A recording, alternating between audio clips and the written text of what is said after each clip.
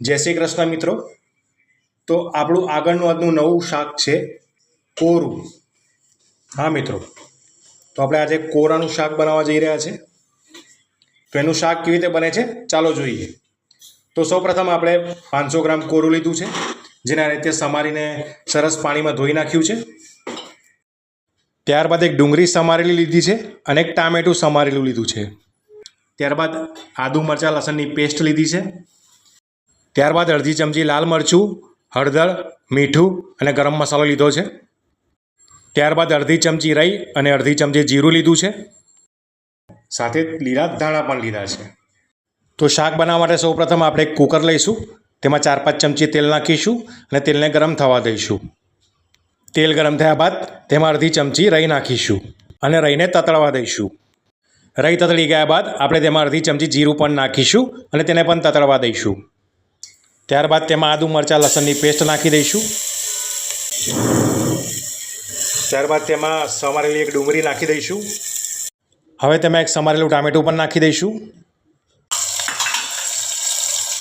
બધું હલાવીને બરાબર મિક્સ કરી દઈએ। ત્યારબાદ તેમાં બધા મસાલા નાખી દઈશું।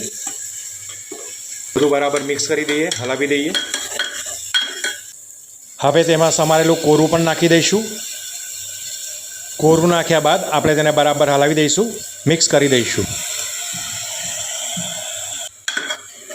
તો મિત્રો, આ રીતે બનતું હોય છે સરસ મજાનું ચટપટું કોરાનું શાક। મિત્રો, કોરું ખાવામાં બહુ હેલ્ધી અને બહુ પૌષ્ટિક હોય છે।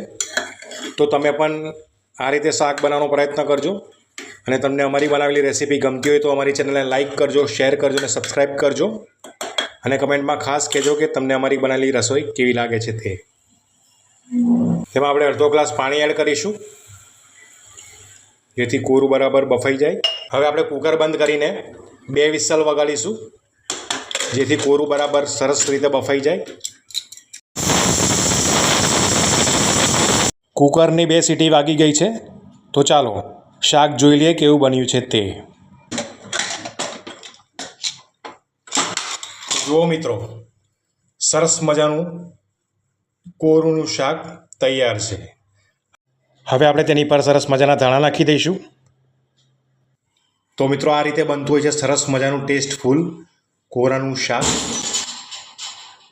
શાક।